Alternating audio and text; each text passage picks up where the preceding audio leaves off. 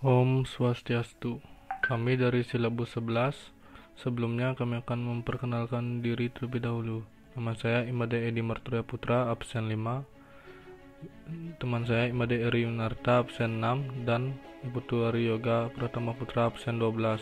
Dengan dosen pengampu Imade Satya Utami, SEMM. Keadaan pedesaan negeri kita. Masyarakat pedesaan di Indonesia umumnya sudah mengenal istilah gotong royong. Hal inilah yang menjadi ciri khas yang biasanya dilakukan masyarakat pedesaan. Gotong royong biasanya dilakukan oleh masyarakat pedesaan untuk mencapai tujuan bersama yang sudah direncanakan sebelumnya. Ini dilakukan agar semua masyarakat ikut terlibat dan pekerjaannya yang dilakukan akan menjadi lebih ringan karena dilakukan bersama. Rasa tanggung jawab dan kekeluargaan sangatlah penting, mengingat kondisi di pedesaan di Indonesia saat ini masih menjunjung tinggi adat istiadat, sehingga masyarakatnya harus mampu menjaga kekompakan agar permasalahan-permasalahan yang timbul bisa dibatasi ataupun dikendalikan. Permasalahannya yang timbul di antara masyarakat pedesaan memang bisa terjadi. Permasalahan timbul mungkin dikarenakan keberadaannya sekelompok orang yang lebih mementingkan kepentingan sendiri daripada kepentingan bersama. Pengertian dan luasnya pembangunan pedesaan. Pada dasarnya hampir seluruh masyarakat Indonesia, sekitar 81%-nya bertempat tinggal di pedesaan, dan kita semua tahu bahwa hampir semua masyarakat Indonesia terdiri atas petani, pengusaha kecil atau UMKM, perajin, peternak, pedagang, dan sebagainya. Hampir seluruhnya tinggal di pedesaan yang kondisi ekonominya lemah dan kebanyakan kehidupannya mereka masih bersandar pada usaha pertanian. Alasan penyelenggaraan pembangunan di pedesaan. Pertama, ada jumlah penduduk yang digolongkan sebagai tenaga kerja banyak berada di pedesaan. Yang kedua, lebih luas dan suburnya lahan pertanian yang terdapat di desa. Yang ketiga, ketersediaan bahan baku yang sangat memadai.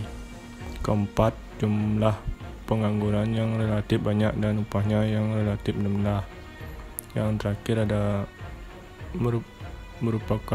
yang kelima merupakan pasar yang potensial bagi pemasaran produk dikarenakan jumlah penduduk yang relatif banyak.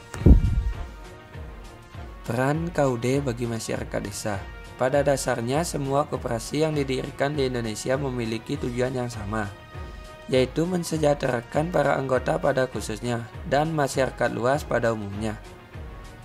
Di Indonesia, KUD didirikan oleh pemerintah dengan berbagai macam fasilitas. Dana yang diperoleh koperasi unit desa sama halnya dengan koperasi yang lain, yaitu berasal dari simpanan pokok, simpanan wajib, dan simpanan sukarela para anggota koperasi tersebut. Selain dari para anggota, dana yang diperoleh koperasi ini juga berasal dari pemerintah melalui anggaran di luar APBN dan APBD. Manfaat pemberdayaan KUD juga akan sejalan dengan program-program pemerintah yang disalurkan melalui kelompok tani atau gabungan kelompok tani atau Gapoktan. Sekarang ini keberadaan kelompok tani tidak permanen. Kelompok tani dibentuk berdasarkan program pemerintah. Apabila program telah selesai, maka keberadaan kelompok tani tersebut juga akan berakhir. Setiap digulirkan program baru oleh pemerintah, maka akan terbentuk kelompok tani yang baru pula. Untuk mengatasi hal ini, peranan KUD dapat menjadi wadah bagi kelompok tani yang ada, sehingga kelompok tani yang dibentuk akan bersifat permanen dan dapat terkoordinir dengan baik dalam KUD. Hal-hal yang harus dilakukan sebagai berikut.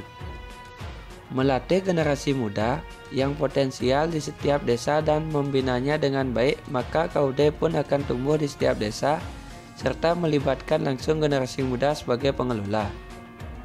Melibatkan unsur masyarakat di setiap desa sebagai pengawas koperasi. Menjadikan seluruh warga masyarakat sebagai anggota akan menjadikan koperasi di setiap desa kuat dan tumbuh berkembang. Selain itu, para petani juga mendapatkan fasilitas kredit dari koperasi. Dana yang diperoleh dari kredit ini digunakan untuk keperluan para petani. Biasanya dana ini digunakan untuk pembelian pupuk, pembelian bibit, dan lain-lain.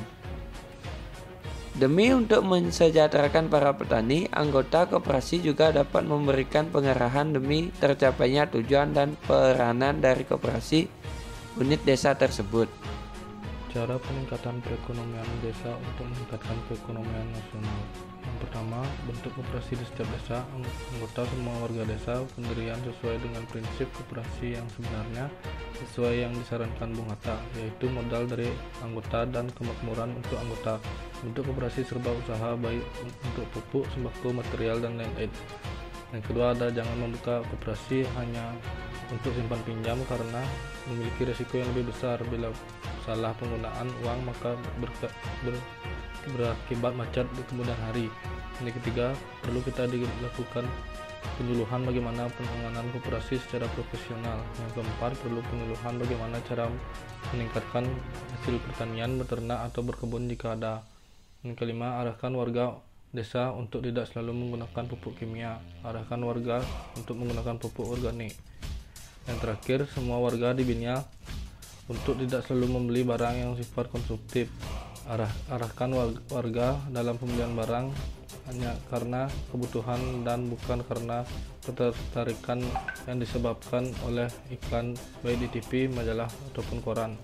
Dengan demikian dapat diketahui betapa pentingnya koperasi bagi masyarakat desa dalam pembangunan perekonomian di pedesaan. Maka koperasi unit desa ini diharapkan harus bekerja dengan baik sehingga masyarakat semakin makmur dan sejahtera. Pertanyaan yang pertama, jelaskan peran koperasi unit desa dalam kegiatan perekonomian masyarakat perdesaan. Yang kedua, sebutkan hal apa saja yang harus diperhatikan agar KUD tetap eksis memiliki peran penting. Yang ketiga, coba jelaskan apa peran pemerintah mendorong perkembangan KUD. Sekian video pembelajaran dari silabus 11. Jika ada kesalahan kata, saya mohon maaf. Dan tutup dengan Om Santi, Santi, Santi, Santi, Om.